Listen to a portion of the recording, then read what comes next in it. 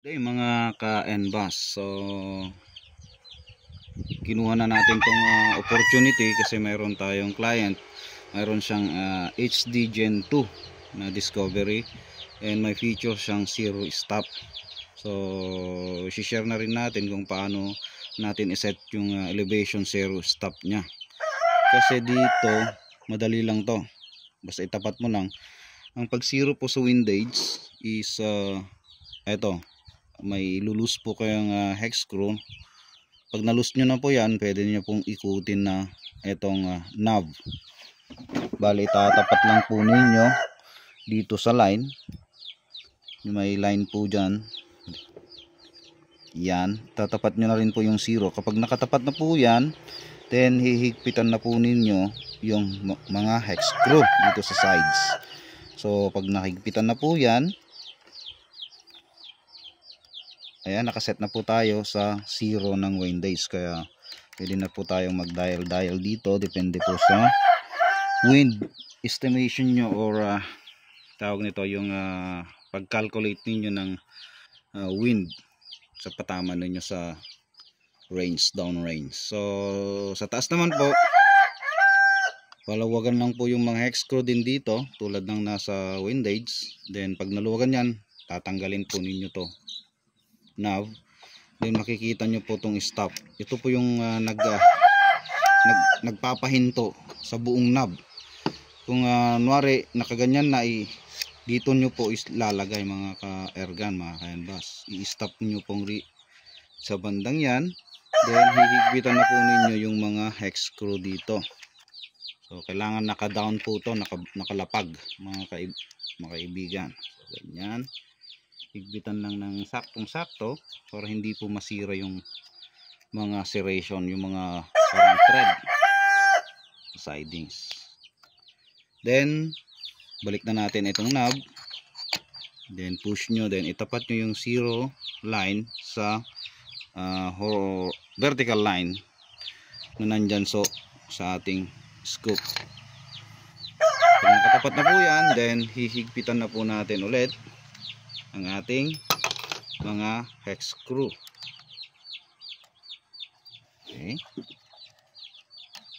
higpit.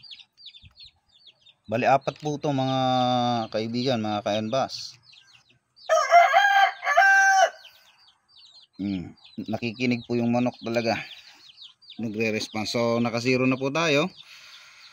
Then pag nakaset na yan, pwede ka nang mag-dial. Kunwari ang dial mo or hold over mo sa 50 meters base sa yung data of past engagement is 0.5, kasi yung reticle nito is 0.5 po yung mga line nya, 0.5 po yung mga subtent nya, kaya 0 iikot mo po yan sa 0.5. Then pag sumipat ka na sa yung target sa 50 meters or specific distance, naka dead center ka na, meaning yung floating dot sa gitna po ng reticle or crosshair natin, yun na po mismo yung itatapot mo sa target. After shots, babalik na muna po sa 0. Ito na po yung gamit ng zero stop. Okay, hindi ka na malilito. Kunwari ang hold namin ngayon sa unit ni sir is sa 100 meters is 4.5 or 5. Okay, nagda-dial po tayo ngayon as demo na rin kung paano gamitin. Ang hold namin is 5 po kasi yung nasa reticle, yung hold over natin sa reticle or yung crosshair natin 5 mil. Nag-dial po tayo ng 5 mil. Okay, yan po, 5. Nakatapat na po yung 5 dito. Then pwede ka nang sumipat sa 100 meters na naka dead center po, or yung center or yung floating dot ng reticle mo, yun na lang po yung nakatapat mismo sa yung target downrange sa 100 meters.